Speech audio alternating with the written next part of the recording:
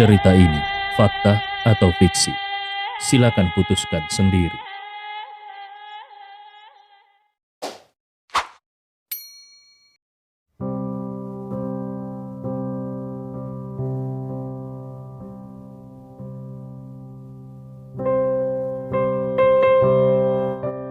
Bab 310 sampai 311. Saat melihat pesan teks dari Yingqing, bukan hanya Gustav yang terkejut, tetapi bahkan Lei Shuwei pun menahan nafas. Tiba-tiba Lei Shuwei memikirkan sesuatu dan berkata, "Kalau Yingqing bisa mengirim pesan teks, kenapa hanya dikirimkan kepadamu? Sepertinya ada sedikit masalah." Gustav mengangguk dan berkata, "Tapi saat ini, pesan teks ini adalah satu-satunya petunjuk." Detik berikutnya, isi pesan teks itu terungkap.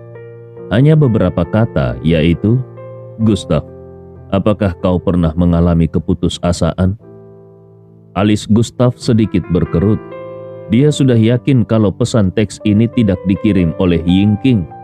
Yingqing tidak akan pernah menyebut namanya seperti itu secara langsung, apalagi sampai mengucapkan kata-kata membosankan seperti itu. Gustav mencoba menelponnya, tetapi nomornya tidak bisa dihubungi.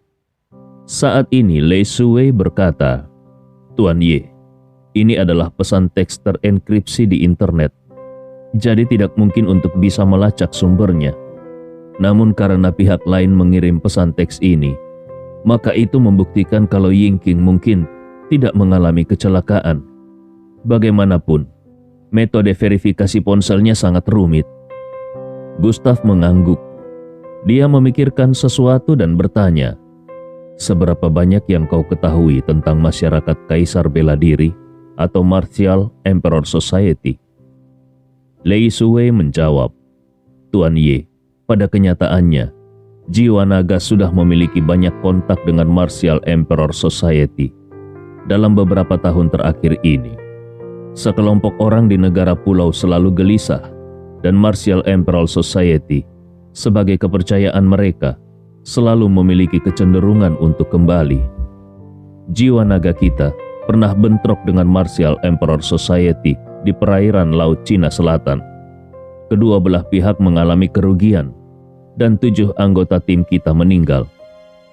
Pemimpin Martial Emperor Society adalah Takeshi Kitano yang sangat kuat, dan murid-muridnya mencapai 100.000 orang. Di negara pulau, keberadaan Takeshi Kitano ini hampir dianggap seperti dewa oleh orang-orang di sana. Tetapi ada satu hal yang lebih aneh. Di masa lalu, personel yang dikirim oleh Martial Emperor Society bisa dihadapi oleh jiwa naga. Tetapi sekarang, secara tak terduga, tim jiwa naga yang pergi ke sana sudah benar-benar dimusnahkan. Aku khawatir mereka mungkin sudah bertemu dengan keberadaan yang sangat kuat dari Martial Emperor Society. Dalam menghadapi kategori ini, senjata thermal pun tidak banyak berguna." Gustav berpikir keras. Alasan kenapa Yingqing mengalami kecelakaan sebenarnya sebagian besar karena dirinya sendiri. Bagaimanapun, kelompok orang dari Martial Emperor Society ini datang untuknya karena dia sudah membunuh anggota Martial Emperor Society di kota Agoru. Jadi kedatangan sekelompok orang ini ke provinsi Jiangnan kali ini pasti untuk membalas dendam pada dirinya.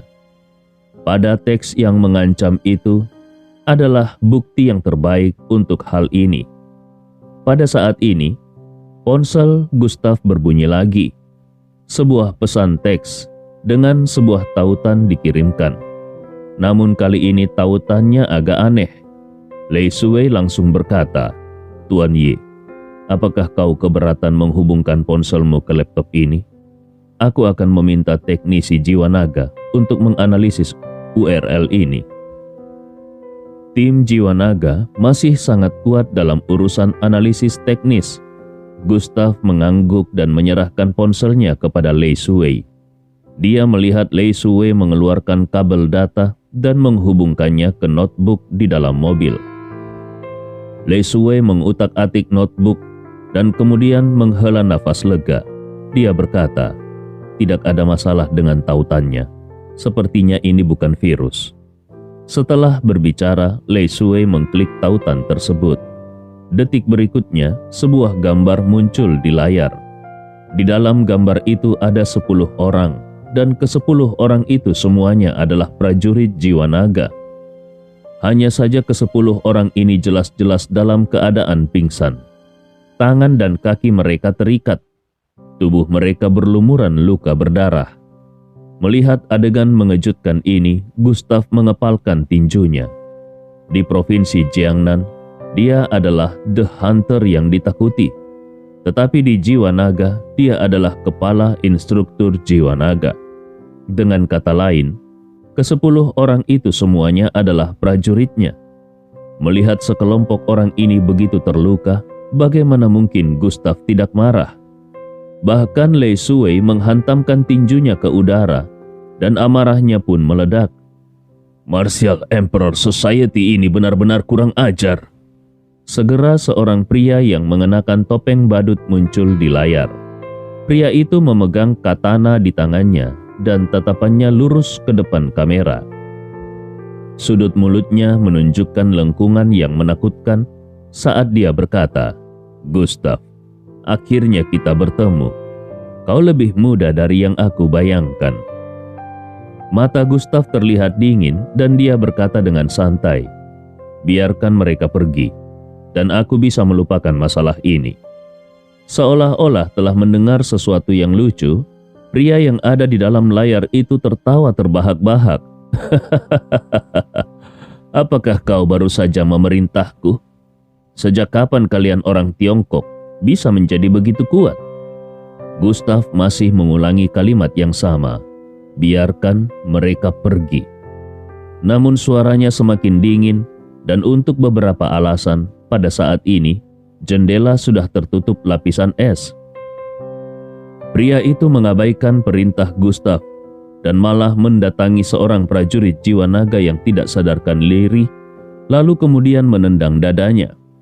Prajurit jiwa naga itu langsung tersadar, dan seteguk darah keluar dari mulutnya. Ketika dia melihat pria yang ada di depannya, urat lehernya berdesir dan dia meraung dengan marah. Namun pria itu masih tersenyum, dan topeng badutnya terlihat sedikit mengerikan. Tiba-tiba katana di tangannya diletakkan di bahu prajurit jiwa naga itu, dan kemudian dia melihat ke kamera sambil berkata, "Selanjutnya, bagaimana kalau kau menonton pertunjukan yang luar biasa? Aku selalu ingin tahu seperti apa sebenarnya tim jiwa naga itu."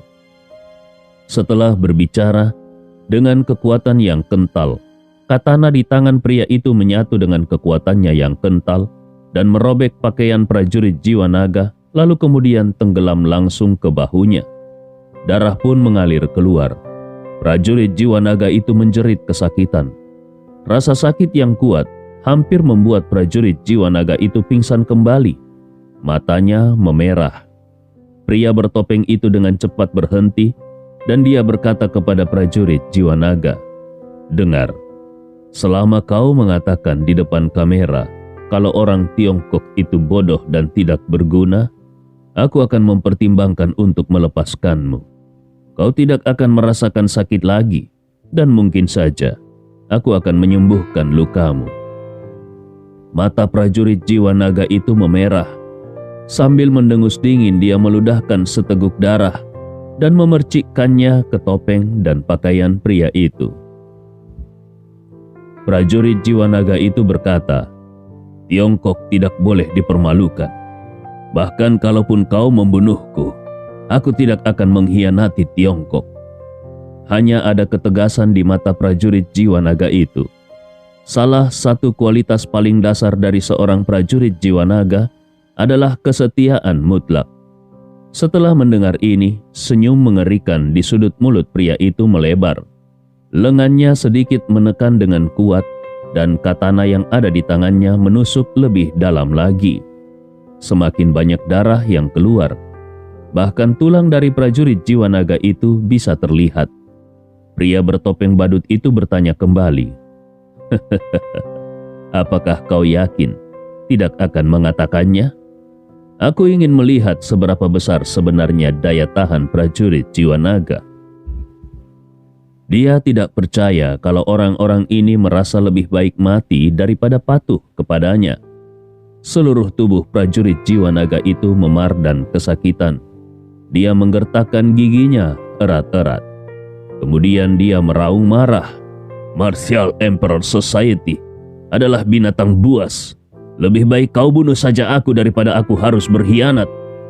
Pada saat ini, wajah pria bertopeng badut itu benar-benar berubah. Tendangan lain dikirimkan ke perut prajurit jiwa naga itu, dan seteguk besar darah langsung menyembur keluar dari mulut prajurit jiwa naga itu. Namun, mata prajurit jiwa naga itu menunjukkan ketegasan tekad yang tak tertandingi. Seolah dia ingin menunjukkan kalau dirinya benar-benar layak disebut sebagai prajurit jiwa naga. Dan pada saat ini, hati Gustav yang ada di dalam mobil sudah terbakar dengan amarah yang besar. Dia tidak bisa mengendalikan dirinya lagi dan membanting tinjunya ke pintu mobil. Pintu mobil langsung penyok. Kaca anti peluru juga pecah dan berhamburan keluar. Gustav mendesis marah. Benar-benar mencari kematian. Tadinya Lei Sui ingin bersikap tenang, tetapi ternyata itu tidak mungkin. Siapa yang bisa tahan melihat bawahannya disiksa seperti ini? Matanya terbakar amarah dan dia berkata ke arah kamera, "Jiwa naga Tiongkok memperingatkanmu, kalau kau masih berani menyakiti prajurit jiwa naga, maka konsekuensinya jelas bukan sesuatu yang bisa ditanggung oleh Martial Emperor Society." Pria dengan topeng badut itu tersenyum dan mendatangi prajurit jiwa naga lainnya yang sedang terluka. Kali ini prajurit yang didatanginya tidak lain adalah Ying King. Pria bertopeng itu berkata, "Aku ingin melihat. Apakah semua prajurit jiwa naga begitu kuat?" Pria bertopeng itu menginjak jari Ying King. Rasa sakit yang kuat langsung membuat Ying King terbangun. Dia melirik pria di depannya dan mencoba melawan, tetapi dia mendapati kalau dirinya terikat. Dia mati-matian meronta untuk mencoba melepaskan ikatannya. Tangannya sudah berlumuran darah, tetapi dia masih tidak berhenti. Pria bertopeng itu tersenyum. Setelah terkena mantra, "Kau masih memiliki perlawanan yang kuat. Sepertinya kau adalah yang terkuat di grup ini. Sekarang aku akan memberimu kesempatan. Selama kau mau mengucapkan sepatah kata saja yang menghina Tiongkok, aku akan mempertimbangkan untuk melepaskanmu." Mata Ying King membeku dan dia berteriak dengan marah, "Renyah kau dari sini!" Kemudian tubuhnya berputar dan kakinya yang terikat langsung menuju ke arah pria bertopeng itu. Pria itu mencibir dan melambaikan katana di tangannya. Detik berikutnya, noda darah kembali muncul dan ada sebuah lubang retak di paha Ying King. Pria itu tidak berniat menghentikan penyiksaannya sama sekali. Dia menendang dada Ying King dan tebasan lainnya pun mendarat di tubuh Ying King. Setelah beberapa tusukan, akhirnya seluruh tubuh Ying King dipenuhi dengan luka. Kondisi Ying King melemah. Gustav yang sedang menonton siaran langsung di dalam mobil benar-benar tidak bisa menahan emosinya. Dia meraung marah ke arah kamera. "Aku tidak peduli siapa kau. Kalau kau berani menyakiti orang dari jiwa naga lagi, aku, Gustav, bersumpah kalau aku akan menemukanmu dan kemudian membiarkanmu merasakan kehidupan yang jauh lebih buruk daripada kematian. Aku juga akan membunuh orang-orang Martial Emperor Society. Sebagaimana kau memperlakukan orang-orang dari jiwa naga saat ini, aku akan membalasnya kepada Takeshi Kitano 1000 kali lipat." Mendengar hal ini, pria bertopeng itu menghentikan katana di tangannya. Dia berjalan menuju kamera. Senyum di bibirnya semakin cerah. Dia berkata, "Aku mengagumi kesombonganmu. Kau pasti tidak tahu betapa menakutkannya Martial Emperor Society itu. Baiklah, karena kau ingin menemukanku, maka aku akan memberimu kesempatan." Tiba-tiba dia berjalan menuju Ying King. dan katana yang ada di tangannya dijentikkan ke leher Yingking. Jejak darah langsung mengalir keluar. Kemudian pria itu menekan sebuah tombol. Sebuah tali di atap tiba-tiba berkontraksi dan seluruh tubuh Yingking terangkat ke atas. Namun Yingking diangkat secara terbalik. Akibatnya darah di lehernya terus menetes ke pipinya. Pria itu kembali ke kamera. Dia melihat arlojinya dan berkata, "Gustav, bukankah kau ingin menemukanku?" Darah di dalam tubuh manusia berkisar antara 3,8 sampai 5,6 liter. Kehilangan 15% volume darah akan membuat prajuritmu ini merasa tidak enak badan dan denyut nadinya akan berdetak lebih cepat. Dia mungkin akan merasa pusing dan kedinginan. Kehilangan 40% volume darahnya akan mempengaruhi aliran darahnya untuk kembali ke atrium dan dia akan merasa sangat kesakitan. Dia akan melihat dirinya mati karena kekurangan darah. Situasi seperti itu akan membuat siapapun merasa takut. Tidak terkecuali prajurit jiwa naga. Aku sudah melihat jam, dan kau masih punya waktu sisa sebanyak 2 jam. Kalau kau tidak bisa menemukannya dalam waktu 2 jam itu, aku akan menjatuhkan tubuhnya ke laut dan menjadikannya makanan hiu. Hitungan mundur sudah dimulai dan selamat menikmati permainannya." Begitu kata-kata itu selesai diucapkan, layar pun menjadi gelap.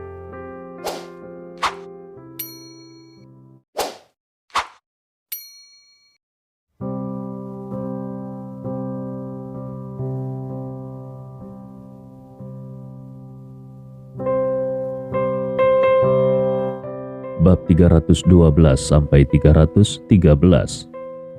Di dalam mobil SUV ada keheningan yang mematikan.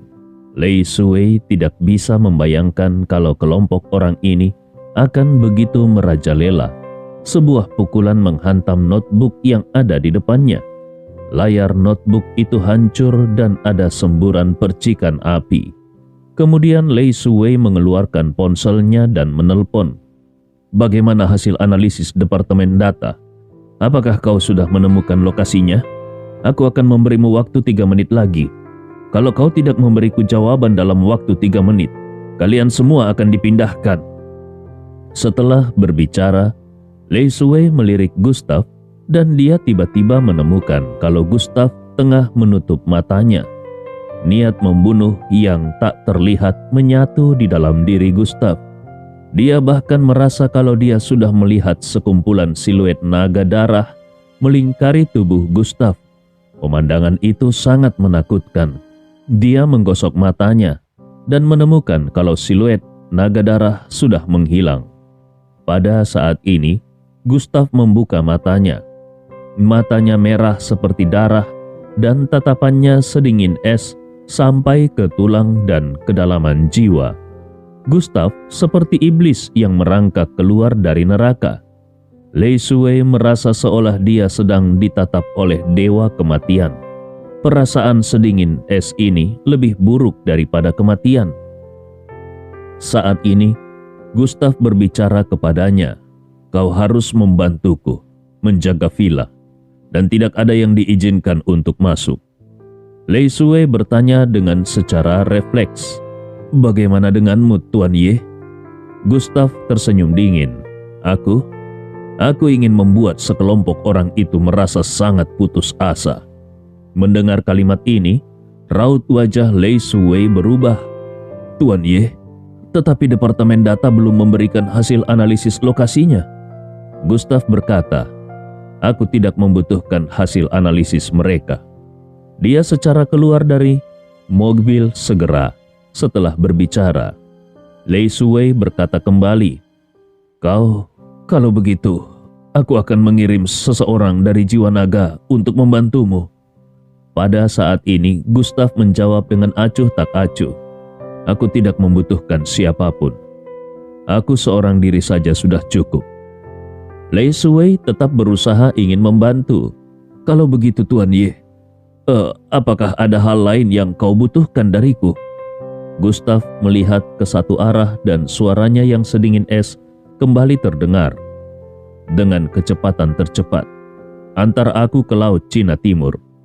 Lei Shuwei mengangguk. "Baik, Tuan Ye." Meskipun Lei Shuwei memiliki keraguan di hatinya, namun dia memilih untuk mempercayai Gustav tanpa syarat. Saat ini, di perairan Laut Cina Timur, di atas kapal kecil yang berlayar secara mandiri, seorang pria muda duduk bersila dengan pedang panjang yang berdiri di sampingnya. Pria muda itu adalah Gustav. Gustav menggambar riun aneh di depannya, dan di atas riun itu ada peluru. Ini adalah peluru yang hampir masuk ke jantung Yingking saat dia menjalankan sebuah misi. Gustav tidak punya pilihan lain sekarang. Keputusan pencarian Dao Agung adalah satu-satunya kemungkinan yang bisa mendeteksi keberadaan Yingking dengan cepat, karena saat ini sangat tidak mungkin bagi Gustav untuk mengandalkan Departemen Data Jiwa Naga. Pada saat Departemen Data Jiwa Naga mengetahui keberadaan Yingking, mungkin semuanya sudah terlambat. Meskipun teknik pencarian semacam ini sangat menguras energi tubuh, namun bagi Gustav, para prajurit jiwa naga ini sangat berharga. Hati Gustav dipenuhi dengan kemarahan, seperti ada nyala api yang menghalangi dadanya, dan itu sangat tidak nyaman. Tanpa ragu-ragu lagi, Gustav menjentikkan jari-jarinya, dan dia terus menggumamkan mantra di mulutnya. Saat kecepatan bicara Gustav menjadi semakin cepat, riun dan peluru di depannya benar-benar melayang. Detik berikutnya, riun dan peluru itu langsung terbakar. Apinya bahkan membentuk bentuk yang aneh. Sekarang, Gustav menggigit bibirnya dan menembakkan aliran darah esensi setelah berkata seperti itu. Ketika darah esensi mengenai api, nyala api langsung berkobar. Sebuah gambar muncul di benaknya. Itu adalah sebuah pulau kecil yang terletak di tepi Laut Cina Timur, sepi dan tidak berpenghuni. Hanya ada sebuah kapal pesiar yang bobrok dan terbengkalai di sana. Di kapal pesiar itu, ada seorang pemuda berseragam loreng dengan wajah pucat yang digantung terbalik di balok gantung, dan ada tetesan darah yang berjatuhan. Genangan darah di tanah samar-samar mencerminkan wajah keras kepala Yingking. Mata Gustav terbuka, dan kemarahan yang mengerikan menyapu ke segala arah. Dalam sekejap, ada getaran mengerikan dari seluruh kapal yang ditumpangi Gustav. Gustav bergumam dengan marah, "Kau tidak akan pernah tahu keberadaan seperti apa yang sudah kau provokasi." Pedang pembunuh naga yang berdiri itu memancarkan hembusan auman pedang, dan ada niat membunuh yang kuat di sekitarnya. Cahaya jatuh di atas pedang pembunuh naga, membiaskan cahaya, dan ada bayangan yang berkedip-kedip, lalu kemudian redup. Saat ini, di pulau tak dikenal di Laut Cina Timur, sekelompok anggota Martial Emperor Society berdiri di geladak kapal pesiar yang ditinggalkan sambil memandang ke ujung lautan. Setiap orang memiliki pisau panjang dan tajam di pinggang mereka. Mereka menunjuk ke ujung laut dan saling berbicara. Tadinya kupikir tim jiwa naga Tiongkok begitu kuat, tetapi ternyata mereka sangat lemah. Hei, bukan kelompok prajurit jiwa naga yang lemah, tapi kita yang terlalu kuat. Kita adalah tangan kanan Tuan Kitano. Jangankan jiwa naga, bahkan kalaupun sampah dari alam seni bela diri kuno Tiongkok yang datang ke sini, hasilnya akan tetap sama. Cahaya suci Tuan Kitano menyinari kita. Martial Emperor Society pasti akan bisa menyerang semua negara. Setelah membuang prajurit jiwa naga ini, kita akan berbaur dengan Tiongkok dan membawa kembali sampah bernama Gustav Ye itu. Aku tidak tahu kenapa Tuan Kitano harus bertemu dengan orang itu. Saat mereka sedang berbincang-bincang, seorang pria bertopeng badut keluar. Ketika melihat orang ini, para prajurit dari Martial Emperor Society langsung berhenti berbicara. Mereka menundukkan kepala mereka dan berkata dengan hormat, "Tuan Nakamura." Nakamura Taino melepas topeng badutnya. Lalu dia mengangguk dan bertanya, "Apa yang kalian bicarakan?" Seorang pria kuat dari Martial Emperor Society buru-buru berkata, "Tuan Nakamura, kami sedang membicarakan tentang Gustav Ye dari Tiongkok itu." Ketika Nakamura Taino mendengar nama Gustav Ye, dia langsung mencibir. "Aku baru saja melakukan video call dengan orang itu. Dan orang itu memang benar-benar sombong. Dia bahkan mengatakan kalau dia akan menemukan kita dan membunuh kita." Mereka semua tertawa terbahak-bahak ketika mendengar hal ini. Si sampah bau itu. Informasi kita dienkripsi dari negara M. Tidak peduli seberapa kuat jiwa naga itu, mereka tidak akan mungkin menemukan kita di sini. Orang Tiongkok benar-benar tidak realistis. Bagaimana mereka bisa menemukan orang di lautan luas ini? Kita saja secara tidak sengaja menemukan pulau ini. Nakamura Taino meletakkan tangannya di belakang punggungnya dan melanjutkan, "Tapi Martial Emperor Society sudah berlaku baik. Aku memberikan anak itu kesempatan selama 2 jam. Aku menggantung prajurit jiwa naga yang ada di dalam secara terbalik, sehingga aliran darahnya juga mengalir secara terbalik. Aku ingin anak itu melihat temannya mengalami kematian." Perasaannya pasti sangat putus asa. Kerumunan orang itu kembali tertawa terbahak-bahak. Salah satu dari mereka berkata, "Tuan Nakamura, aku akan mengambil sebotol champagne untuk merayakannya. Suasana hatiku sedang baik melihat sekelompok prajurit jiwa naga ini begitu mudah untuk dikalahkan." Nakamura mengangguk. "Pergilah." Tidak lama kemudian, mereka pun memasuki karnaval dan menikmati barbecue di dek sambil minum champagne untuk merayakannya. Mereka sama sekali tidak menyadari kalau tangan kematian perlahan mendekat kepada mereka. Begitu tenggorokan mereka dicekik, pasti akan ada darah yang keluar. 1 jam kemudian, satu persatu, para master dari Martial Emperor Society mulai sedikit mabuk. Hanya Nakamura Taino yang tidak minum. Dia sebagai pemimpin kelompok ini harus tetap benar-benar sadar. Ini adalah prinsipnya sebagai seorang pejuang. Dia duduk bersila dengan katana di tangannya. Dia menarik nafas dan aura hitam yang istimewa melonjak di sekujur tubuhnya. Dia melirik jam dan memperkirakan kalau prajurit jiwa naga yang tergantung di dalam seharusnya sedang berada di ambang keputusasaan sekarang. Suara tetesan darah terdengar seperti lagu pengantar tidur di telinganya. Dia jatuh cinta dengan kesenangan yang menyiksa ini. Dia merasa seolah-olah dia yang mengendalikan segalanya. Pada saat ini, seluruh langit menjadi gelap dan ada awan hitam yang menekan kota. Nakamura Taino membuka matanya. Dia melirik ke langit dan bergumam, "Badai di Laut Cina Timur ini akan datang lagi."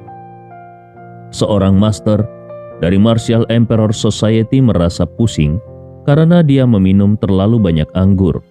Dia merasa sangat tidak nyaman. Dia harus berpegangan pada pagar di haluan kapal. Tubuhnya membungkuk dan dia terus saja muntah di laut. Para master Martial Emperor Society lainnya yang masih minum dan makan hanya tertawa melihatnya. "Hahaha, Nagashima, apakah kau tidak bisa minum anggur? Kau muntah dengan begitu cepat. Ini memalukan bagi Martial Emperor Society." Semua orang di belakangnya ikut tertawa. Nagashima muntah beberapa kali lagi, lalu dia mengangkat kepalanya karena ingin memarahi kembali rekan-rekannya. Namun, dia tiba-tiba menemukan sesuatu. Dia menggosok matanya dengan kuat dan melihat gelombang laut yang melonjak lapis demi lapis. Garis pantai yang terhubung ke langit bahkan berkedip-kedip dengan guntur yang menakutkan. Ini membuat hati Nagashima berdebar-debar. Kemudian secara samar-samar, dia melihat ada bayangan gelap bergegas ke arahnya. Dia sangat terkejut. Bagaimana bisa ada kapal yang datang ke tempat ini? Namun bayangan gelap itu terlalu kecil, sangat kecil, sehingga hampir dapat diabaikan. Dia menggelengkan kepalanya dan melihat bayangan itu semakin dekat. Kemudian dia menemukan kalau bayangan itu sama sekali bukan kapal, tetapi seseorang. Benar, itu adalah sosok seorang pria. Seorang pria dengan pakaian kasual. Yang menakjubkannya, sosok pria itu menginjak permukaan laut dengan kedua kakinya. Ombak yang bergulung seolah mendorong pria itu ke arahnya. Pria itu berjalan di atas air laut. Mata Nagasima benar-benar ketakutan. Wajahnya bahkan menjadi sangat pucat hingga titik ekstrim. Tiba-tiba, dia sudah terduduk di geladak sambil bergumam pelan. Bagaimana itu mungkin? Bagaimana seorang pria bisa berjalan di laut? Dia terus saja bergumam sendirian seperti orang gila.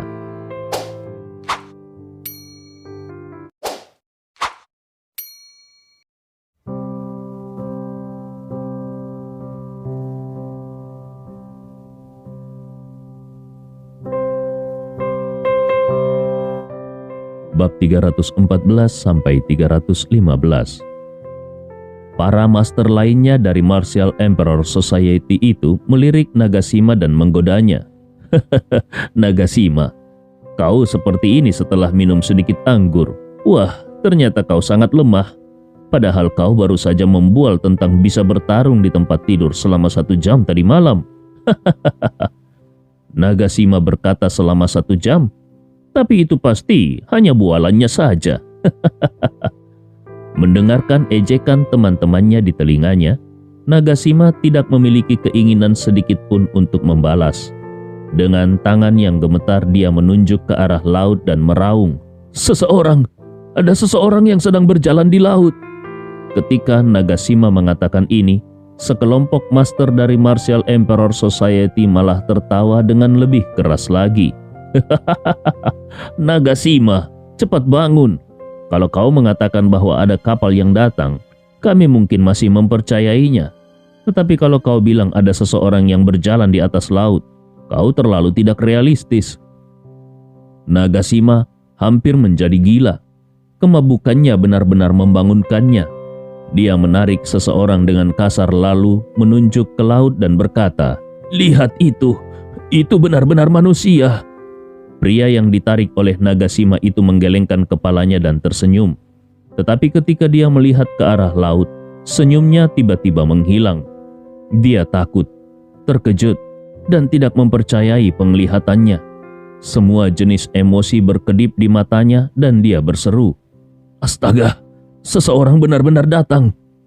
Pada saat ini, semua master dari Martial Emperor Society langsung bereaksi. Mereka berdiri dengan segera dan melihat ke arah laut.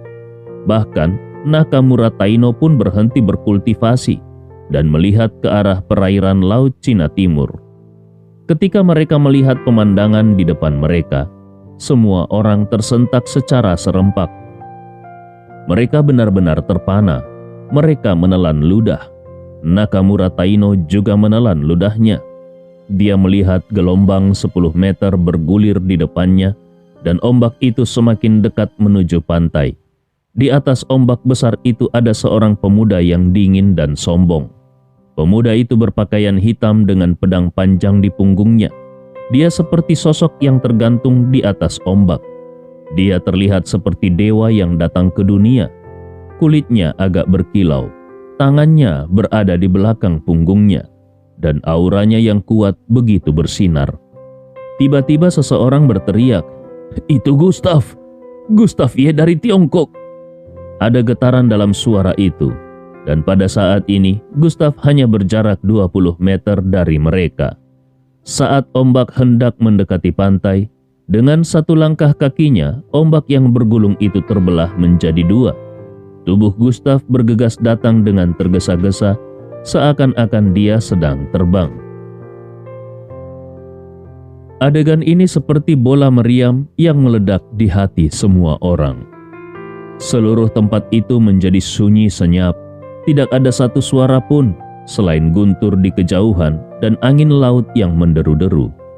Dengan suara ledakan keras, Gustav menginjak geladak dengan kedua kakinya, dan tatapan dinginnya menatap langsung ke semua orang, dan dia berkata, "Sudah kubilang, aku akan menemukanmu dan membuat hidupmu lebih buruk daripada kematian." Tubuhnya penuh dengan aura ganas di sekelilingnya, dan ki sejati di dantiannya melonjak.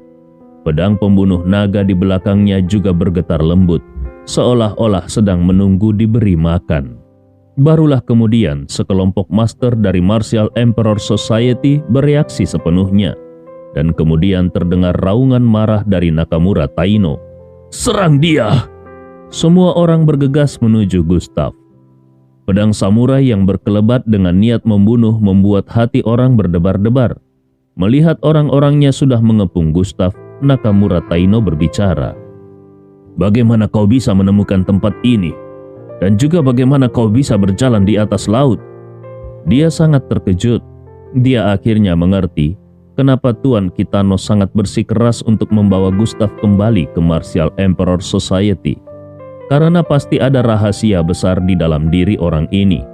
Dan kalau Martial Emperor Society menguasai rahasia ini, mereka pasti akan menjadi lebih kuat. Nafasnya menjadi agak cepat. Gustav melihat jam dan berkata dengan ringan, "Kau bisa hidup 1 menit lagi." Setelah berbicara, kaki kanannya memadatkan ki sejatinya, dan dengan langkah membanting, dek di bawahnya langsung hancur. Dalam sekejap, Gustav sudah datang ke geladak. Saat dia mendarat, dia bergegas ke kanan dan menghantamkan tinjunya ke dinding. Dindingnya langsung retak, dan dia menemukan Yingking. Hanya saja pada saat ini wajah dan bibir Yingking semuanya sudah memutih. Tidak ada sedikit pun jejak darah di sana. Sementara itu, ada genangan darah merah yang sangat banyak di tanah. Mata Gustav dipenuhi dengan kemarahan yang tak ada habisnya saat bilah angin menyatu dan melesat keluar. Dalam sekejap, ikatan di kaki Yingking langsung terpotong dan Yingking langsung jatuh. Gustav menghentakkan kakinya dan buru-buru menangkap Yingking, lalu dengan hati-hati meletakkannya di tanah. Ketika 9 orang prajurit yang tersisa lainnya melihat Gustav, wajah mereka sangat terkejut dan mereka buru-buru berkata, "Instruktur." Kata instruktur ini mengandung terlalu banyak arti. Mereka sudah siap berkorban untuk negara, jadi mereka tidak berharap kalau Gustav akan muncul. Kepala instruktur jiwa naga sudah bergerak. Bayangan Gustav di masa lalu yang bertarung 1 lawan 100 orang masih segar di dalam ingatan mereka. Pada saat itu mereka melihat Gustav seperti dewa perang. Tiongkok memiliki dewa perang seperti ini. Kekuatan apa yang berani memata-matai Tiongkok? Gustav mengangguk dan ledakan ki sejati keluar dari tangannya dan membuat rantai salah satu dari mereka benar-benar terputus. Gustav memberikan perintah, "Kau bantu yang lainnya membuka ikatan mereka." Orang itu segera mengangguk, "Baik, instruktur." Gustav mengeluarkan beberapa ramuan dari kuburan reinkarnasi dan menutupi luka Yingking. Hanya saja Yingking sudah kehilangan terlalu banyak darah, dan saat ini dia berada dalam situasi kritis antara hidup atau mati. Gustav mengeluarkan pil pengumpul darah dan memberikannya kepada Yingking. Tidak hanya itu, tetapi dia juga memadatkan ki sejati di hati Yingking. Darah pun mengalir kembali dan memberikan tekanan yang besar pada jantung. Jarum perak juga ditusukkan secara bersamaan untuk merevitalisasi kehidupan Yingking. Pada saat ini, beberapa sosok muncul di depan Gustav. Itu adalah sekelompok orang dari Martial Emperor Society. Salah satu dari mereka berbicara, "Wah, hidupmu saja tidak terjamin tapi kau masih ingin menyelamatkan orang lain. Kami pasti akan memotong tanganmu hari ini." Setelah mengucapkan kata-kata itu, salah seorang master dari Martial Emperor Society yang memegang katana di tangannya langsung bergegas ke arah Gustav. Para prajurit jiwa naga lainnya ingin bergerak, namun mereka langsung dihentikan oleh Gustav. Para prajurit jiwa naga ini sedang terluka parah. Mereka mungkin akan membahayakan nyawa mereka sendiri kalau mereka terlalu banyak bergerak. Gustav berkata, "Jaga saja Yingking, dan aku akan mengurus sisanya." Setelah berbicara, Gustav tiba-tiba melangkah maju. Siluet naga melonjak dan langsung muncul di depan Master Martial Emperor Society. Orang itu jelas tidak menyangka kalau kecepatan Gustav begitu cepat. Jadi dia pun menebas dengan pedang yang ganas. Aura pedang yang dingin membuat yang lainnya merasa berdebar-debar, dan suara siulan pedang seolah meledak di telinga. Bisa dilihat betapa menakutkannya pedang ini. Master Martial Emperor Society meraung, "Matilah kau!" Melihat pedang itu hendak menebas lengannya, Gustav sama sekali tidak mengelak. Sebaliknya, 5 jarinya langsung berubah menjadi cakar dan dia langsung mencengkram pedang itu dengan kuat. Master itu jelas tidak menyangka kalau Gustav akan bertindak segila ini. Dia langsung terkejut ketika melihat meskipun Gustav meraih pedangnya, namun tidak ada darah di tangan Gustav. Energi di sekitarnya menyapu dan dia kembali menebas dengan pedang itu. Lagi-lagi, suara acuh tak acuh Gustav terdengar. "Kekuatanmu ini terlalu lemah." Detik berikutnya, dengan suara klik yang keras, pedang itu bisa dipatahkan secara paksa oleh Gustav. Angin kencang bertiup dan dia melihat Gustav memegang pedang patah di tangannya. Dengan kekuatan yang menakutkan, Gustav mengunci leher master itu dan menusuknya secara langsung. Arteri utamanya terputus secara langsung dan darah pun menyembur deras keluar. Secara refleks, master itu ingin menutupi lukanya. Ini adalah satu-satunya cara untuk menyelamatkan dirinya sendiri. Tetapi sebelum dia bisa menutupi lukanya, Gustav sudah menghantamkan tinjunya ke arah lengan master itu. Lengan master itu langsung berubah menjadi kabut darah. Gustav berkata, "Sudah kubilang, sebagaimana kau memperlakukan anggota jiwa naga, aku akan membalasnya 1000 kali lipat." Tangan, lengan, tanpa lengan, master itu jatuh ke tanah. Tubuhnya kejang-kejang dan akhirnya dia mati dalam genangan darah. Gustav berkata, "Ini baru yang pertama, masih ada 9 lagi." Senyum dingin Gustav terurai saat dia menuju ke arah para master yang tersisa dari Martial Emperor Society. Para master yang tersisa langsung bereaksi.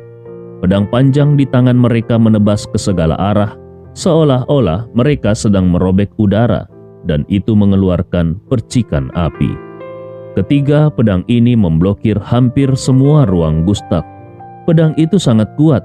Meski begitu, Gustav masih tidak menghunus pedangnya. Menurutnya, orang-orang seperti ini tidak layak mencemari pedang pembunuh naga. Tepat saat ketiga bilah pedang itu jatuh, Gustav berbalik ke samping dan kemudian meraih seorang master pulau dengan cambuk di tangan kanannya. Gustav merobek rambut master itu dan master itu berteriak dengan keras. Saat dia mencoba melakukan serangan balik, Gustav sudah membawa gelombang ki yang bergulir. Lalu, dia meraih kepala lawan dan membenturkannya ke lantai. Lantai kayu itu hancur dan kepala pihak lain bahkan ditusuk. Gustav bergumam, "Masih ada 8 orang lagi." Setelah membunuh orang ini, Gustav membalikkan badannya dan mendatangi master lainnya dari Martial Emperor Society. Kecepatan Gustav terlalu cepat sehingga pergerakannya tidak bisa dilihat dengan mata telanjang. Gustav mengubah tinjunya menjadi cakar dan ada sinar merah di antara kelima jarinya. Cakarnya tertekuk langsung ke leher seseorang. Dengan suara klik, leher orang itu langsung patah. Ini sangat mengerikan. Darah mengalir deras dan orang-orang lainnya langsung menjadi panik. Tersisa 7 orang lagi. Gustav seperti mesin pembunuh. Dia bergegas ke Master Martial Emperor Society lainnya. Wajahnya terlihat haus darah. Dia tidak suka membunuh, tetapi beberapa orang memang harus mati. Dia tidak peduli aturan apa yang ada di dunia ini. Selama dia, Gustav, tidak menerimanya, dia pasti akan menghancurkan aturan omong kosong itu berkeping-keping. Ini adalah metode Gustav.